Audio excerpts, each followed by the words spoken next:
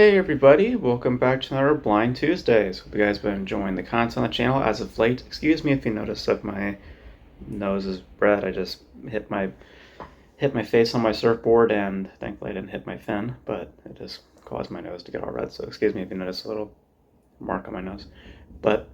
And also if you hear the just people outside, just I like that, any noise, just again, apologies. But we are back again for another Blind Tuesdays, and for this week we had spun the wheel and we land on drama. And of course, there's a variety. That's a big thing that I can choose from. And initially, I was gonna go with Tokyo Story because I had never seen it, and I was actually curious to check it out, and I still will check it out because I'm still interested too. But I had realized that I don't believe I've ever discussed this specific film, and it's always been it's a film that I can remember quite much of, and quite frankly it's also a film I wish to discuss. So I figured to pause on Tokyo Story and do that at another time and discuss this film in particular, to which I've actually done some dissecting in college and other stuff like that. So I've seen this film quite a few times. That film we're going to be discussing today is Moonlight, which was written and directed by Barry Jenkins, the Barry Jenkins that you guys know, who is directing the upcoming Mufasa: The Lion King, as well as directed a film after this. When I look up here real quick, film was what was it? What was it? If Beale Street Could Talk. That was the one I was thinking of.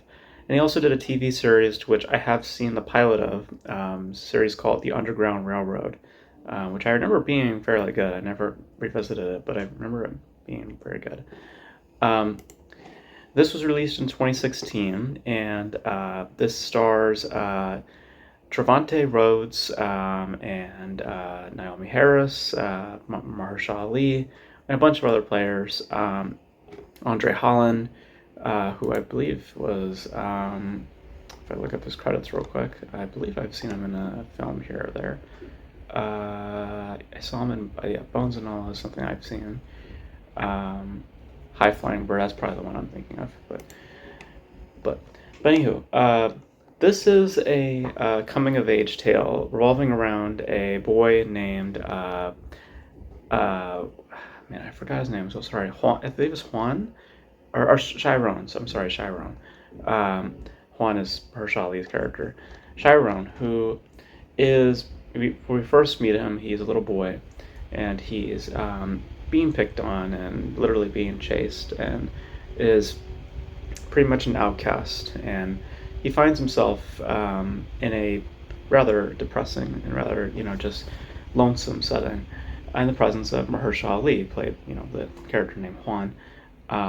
And they both start to develop a bond, and Juan takes Chiron kind of under his wing and starts to inspire Chiron or influence him, and we see how that influence and the surrounding influences surrounding Chiron impact him as the years go through. And we see this character in specific moments of his life, first starting off as a little child, to then progressing to that of a teenager, to then a full-fledged adult. And the film is split into 3 chapters. The first chapter being Little, and hence him being a little boy. Number 2 being named Chiron, and then number 3 being Black. So I think that they have interesting meanings behind them once you let the film deliver the information. You understand that kind of environmental influence that is taking place and shaping that character. To which the film ultimately is that, because there is a misconception, I feel, with Moonlight, that it is a film about LGBTQ, or about like sexuality and identity and stuff like that. And primarily so it is squarely that, about identity. And sexuality is kind of a component, I feel it feels, to the film, but not necessarily the entire point of the film. So I feel like some people kind of misrepresent Moonlight to some extent, because the sexuality is just a part of his exploration of his identity, but the sexuality is not the dominance of the film. So I feel that a lot of people get that, to kind of make that the point of the movie, but that's not really the point of the film at all. Because as I repeatedly have said, the entire journey that this character goes on is that of environment and about, surrounding influences and how that shapes him and molds him as the years go on, and the kind of uh, inner turmoil that he deals with, the closed off nature, the kind of uh, traits that he sort of starts to possess or starts to blossom. You see the origins to where those sort of behaviors may stem from. And I think that what you get from Moonlight in that exploration is something quite elegant in its filmmaking. I mean, there's just a very, very polished and very just glorious framing in Barry Jenkins's direction. Just the way that he just moves along, moving and showing you the characters, the way that the music swells, the way that everything just kind of like there's a gentleness in his filmmaking, in that there's an image about him in the ocean a lot, and that feeling of the ocean, that softness, and yet that that wonder. That seems as though that is to some extent how you can feel when watching Moonlight as it progresses through this character's life. It just has this very gentle breeze about it. It's not that where the film is just very stark and harsh.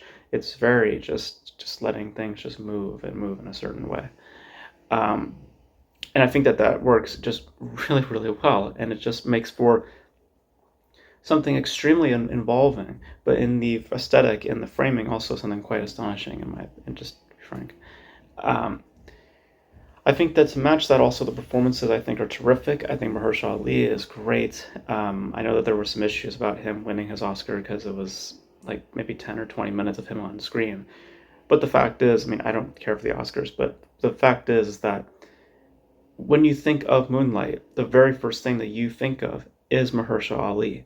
And the reason for that is because of how great of a character that he plays and how he plays it.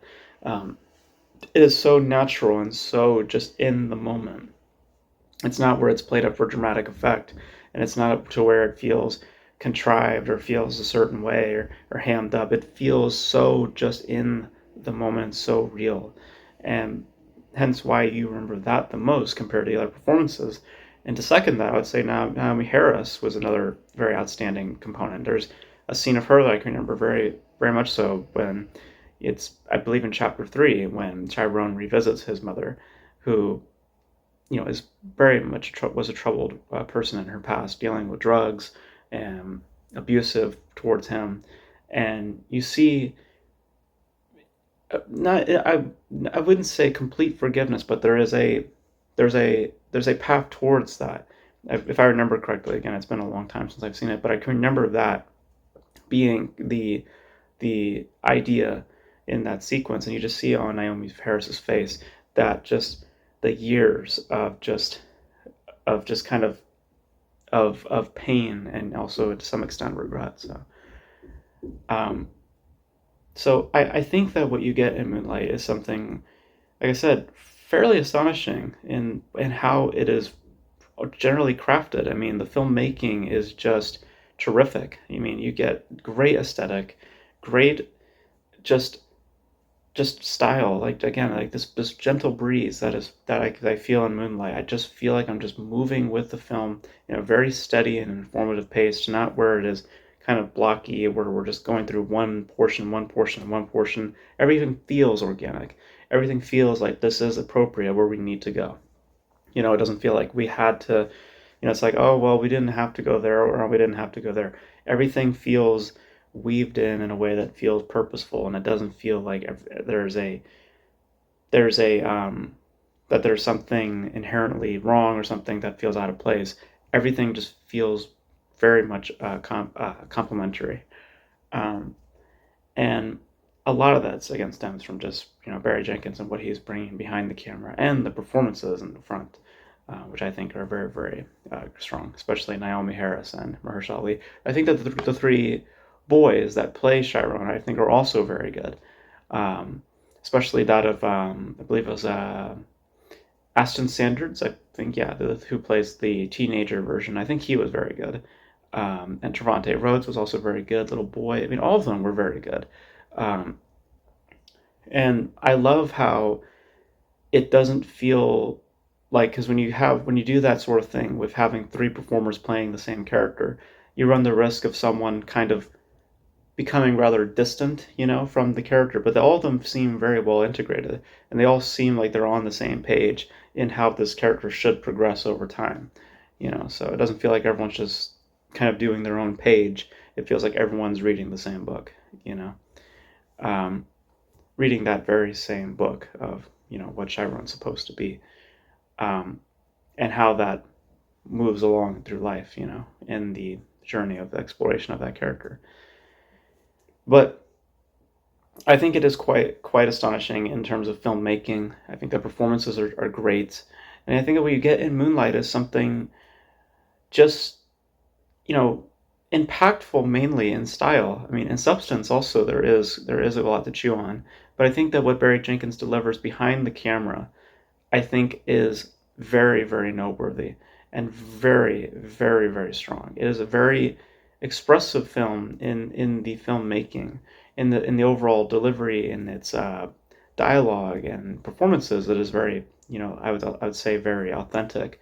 But the manner of the filmmaking is extremely expressive, and I think that it just gives a lot more dimensions to this so this portrait of about influence and about environment, and strengthens it absolutely. Um, so so I think it's very, very good. Some people, I get this feeling. I don't know if it's true, but I feel like some people may say it's overrated because it's a film that's been talked ad nauseum. It's a lot of people that have mentioned it, but there's a reason for it. It is just very, very good, and just just very well told. It's the best way I'll say it. I mean, it's a film that is acted greatly, written fairly well, if I remember correctly. Like, there's some really good scenes. Like, they're just like one specific scene that I felt was very well written, and it's just simple. It's very simple. Is when young Chiron learns of Juan and his connections to his mother. That specific scene, it's very, very subtle and very small, but the simplicity in that writing, matching that to that performances, just creates so much heft when in an odd way. Um, so, but it mainly comes from the strengths of the filmmaking and those performances, and like I said, astonishing in terms of just the feat of the filmmaking, and there's a reason why people bring it up quite often, because it's just it's just something very gobsmacking in terms of just how the kind of the majesty and the elegance in the overall craftsmanship. There's just something really remarkable about it in that way. So yeah, I think I've spoken enough about it, but it is very, very good. And if you have not seen it, please check it out. It is quite astonishing in terms of what is delivered from Barry Jenkins behind the camera and the performances. So yeah, so those are my thoughts on Moonlight. I think it's very, very good.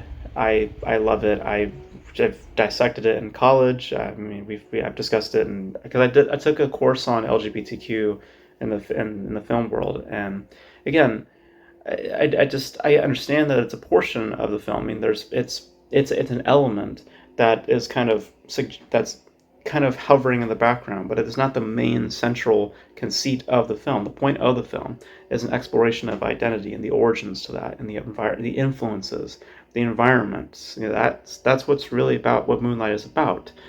You know, and sexuality is not really the main point. So it's just but but yeah, again, really, really enjoy it. I really, really enjoy it. Um, But you guys know your thoughts on Moonlight. If you guys have seen it, in the comment section below. Do you guys consider it an LGBTQ film? I personally don't.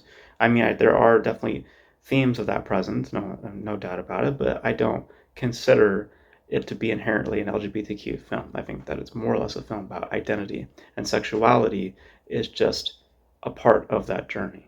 So, um, but let me know your thoughts in the comment section below, and your thoughts on Barry Jenkins as a filmmaker. I haven't seen If Beale Street Can Talk. You guys let me know. Is that film any good? I'd be curious to watch that. Um, but This being Blind Tuesdays, of course, I'll be spinning the wheel on my own time, so whatever I land on, it will be right here. And that's going to be for next week's Blind Tuesdays. So, or whenever I get around to the next Blind Tuesdays, but there you guys have it. Thank you guys for tuning in. Let me know all your thoughts in the comment section below. And that's going to be it for this video, guys. Thank you guys for tuning in. And until then, I will catch you guys in the next video. Bye.